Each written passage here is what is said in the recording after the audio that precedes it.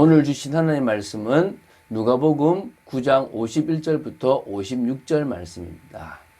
51절부터 53절까지를 합독하고 51절부터 56절까지를 보도록 하겠습니다. 자, 51절부터 53절 합독하겠습니다. 예수께서 승천하실 기한이 차감해 예루살렘을 향하여 올라가기로 굳게 결심하시고 사자들을 앞서 보내심에 그들이 가서 예수를 위하여 준비하려고 사마리아인의 한 마을에 들어갔더니 예수께서 예루살렘을 향하여 가시기 때문에 그들이 받아들이지 아니하는지라. 주여. 자, 이제 새로운 국면이 또 들어왔습니다. 누가복음 9장 51절부터 19장 27절까지를 이제 한 달락으로 이렇게 그 전체 어떤 한 개념으로 보겠는데요. 이 부분은 어떤 내용이냐 그러면 예수님께서 갈릴리를 떠나서 예루살렘에 입성하시기 직전까지의 약 6개월간의 기간입니다. 이때 유대 지역을 사역하셨고 베레아 지역을 사역하셨거든요.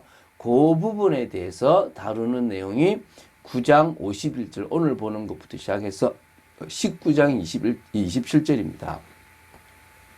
마태복음은 이 부분을요 19장 20장 딱 두 장에 다 기록하고 있습니다. 그걸 통해서 유대 지역과 베레아 지역 사역을 해놨고요.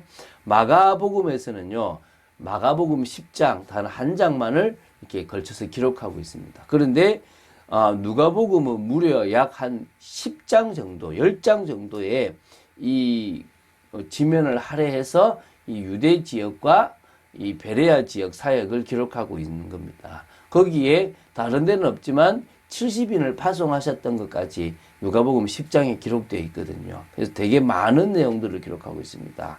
그래서 조금 이게 바로 그러니까 역사가의 어떤 면모를 보이는 누가의 어떤 진면모지 않을까라는 생각이 좀 보이고요. 이것 때문에 좀 더 상세한 또 이 유대와 베레아 사역을 우리는 볼 수가 있습니다. 하나하나씩 봐 나갈 거니까 편하게 봤으면 좋겠고요. 먼저 오늘 보게 될 게 누가복음 9장 51절부터 56절입니다. 그냥 쭉 물을 가득 가시기 바라고요. 어떤 일들이 있었는지 좀 중요한 것들만 보셨으면 좋겠습니다. 이 누가복음 9장 51절부터 56절은 이제 예수님께서 예루살렘을 향한 여행을 출발하시는 내용이 나옵니다. 그래서 누가복음에서 예수님께서 예루살렘으로서의 이 여행을 시작하신 것은 이게 바로 이제 뭡니까? 십자가를 지기 위해서 승천하셔야 되니까 십자가를 지고 승천하셔야 되기 때문에 그렇게 되는데 그 기간을 이제 바로 가면은 며칠 만에 가잖아요. 근데 그렇게 안 가고 6개월 동안을 유대와 베레아 지역에서 사역을 하심으로써 말미암아 한 영혼 또 정말 당신이 해야 될 귀한 일까지 다 하시고 가십니다. 그러나 목적지는 어디입니까? 예루살렘입니다. 우리도 뭡니까? 이 일도 하고 저 일도 하고 많은 일들을 하지만 우리의 목적지는 천국이고 우리는 세계복음을 향해서 달려가고 있습니다. 그걸 놓쳐버리면 끝나버리는 겁니다. 오늘 그것을 가지고 나아가는 저와 여러분 되될 것이고요. 이 길을 가면서 오늘 예수님의 마음을 한번 볼 수 있는 시간 되기를 바랍니다. 우리 51절, 52절을 먼저 보겠습니다. 자, 예수님께서는 지금 갈릴리 사역을 마감하시고 유대에서의 사역을 시작하시는 내용이 나오는 겁니다. 자, 지금까지 갈릴리와 가버나움을 중심으로 말씀 사역과 치유 사역을 계속해 오셨습니다. 예수님께서는 이제 자기를 향하신 하나님의 계획 뭐죠? 십자가에 죽고 부활하셔서 승천하셔서 주님이 다시 오실 때까지 모든 것들을 준비하시는 그것에 대해서 이제 이루시기 위해서 예루살렘으로 올라가셔야 됩니다. 그걸 굳게 결심하신 거죠. 그래서 예루살렘을 향하여 올라가기로 굳게 결심하셨다라고 나옵니다.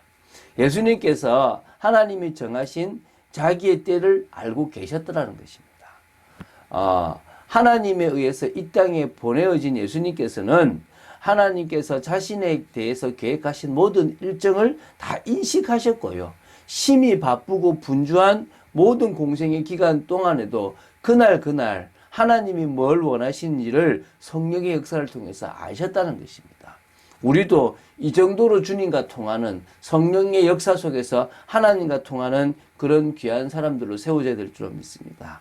자, 갈릴리 지방에서 예루살렘으로 가기 위해서는 돌아가는 길이 있지만 빠른 길은 뭡니까? 사마리아 지방을 통과해야 했습니다.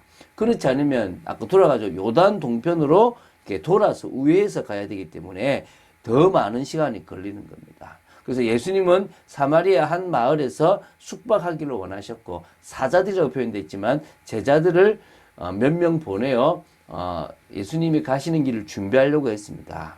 그런데요, 사마리아와 유대는 사이가 좋지 않습니다. 먼저는 이 아시리아의 포로로 끌려갈 때 이렇게 막 섞어버렸기 때문에 이 이스라엘의 민족성이 사라져버린 것도 있고요. 그래서 이 유대인들은 사마리아인들을 멸시했고 이방인 같이 취급을 했던 부분이 있고요. 그러다 보니까 사마리아인들도 유대인들을 싫어했단 말입니다. 그런데 예수님께서 지금 어디로 가는 겁니까?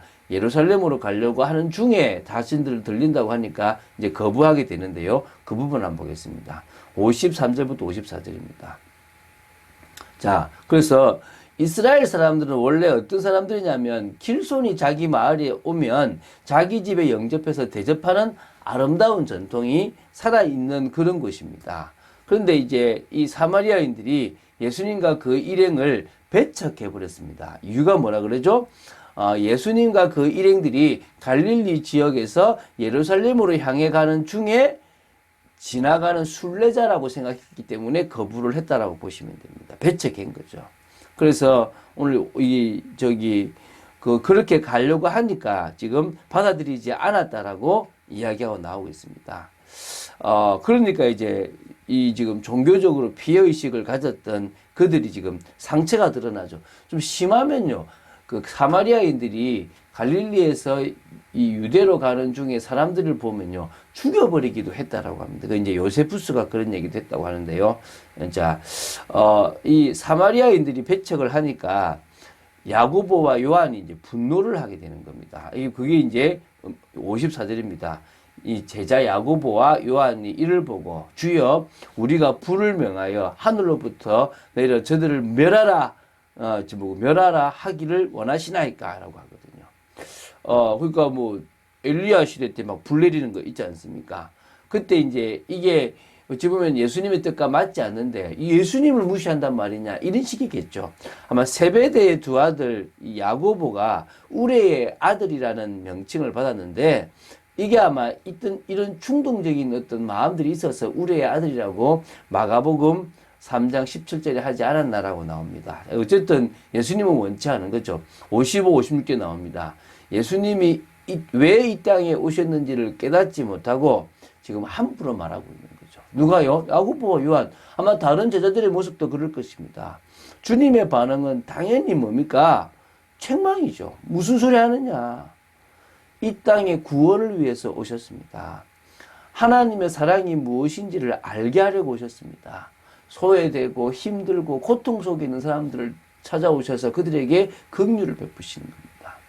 물론 그런 사람들만을 위해서 오셨다라고 말할 수 있지는 않습니다. 그러나 오히려 왜 그런 상황 속에 갔습니까? 저주와 재앙입니다. 그래서 우리의 눈도 무조건 가난한 사람들에게 가야 되는 건 아니지만 고통받고 하나님의 긍휼과 은혜가 필요한 사람들에게 가야 될 줄로 생각됩니다. 그래서 예수님은 외면하고 배척해도 그들을 향해서 사랑으로 대하셨던 것입니다. 그러니까 제자들을 당연히 꾸짖으신 겁니다. 다른 마을로 가자. 아마 다른 마을은 사마리아 지역의 마을이 아니라 유대에 속한 마을일 수도 있습니다. 우리는요, 예수님이 이 땅에 왜 오셨는지를 모르는 사람들에게 예수님에 대해서 분명히 알려줘야 될 사명이 있습니다. 예수님은 이 땅에 고통받고 또 저주 가운데 있는 당신의 택하신 자들을 구원하시기 위해서 십자가 지러 오셨습니다. 이 정도로 예수님은 우리를 사랑하셨고요. 우리를 위한 구원의 계획을 이루셨습니다. 그래서 우리는 예수님을 뭐라고요? 그리스도로 믿습니다.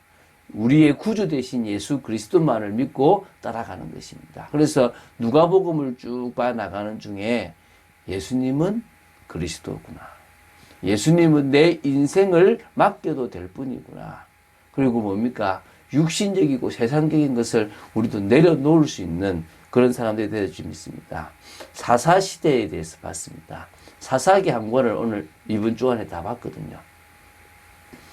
이스라엘은 하나님이 구원의 은혜를 주셨으면 그것을 계속 유지해야 되는데 어떻게 합니까?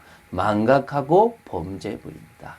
그리고 어떻게 하죠? 그 범죄 때문에 징계가 나라를 통해서 일어납니다. 그리고 그 징계가 일어나면 회개합니다. 회개하게 되면 그때 하나님은 누구를 보내십니까? 사사를 보내시는 겁니다. 구원의 계획을 이루시죠.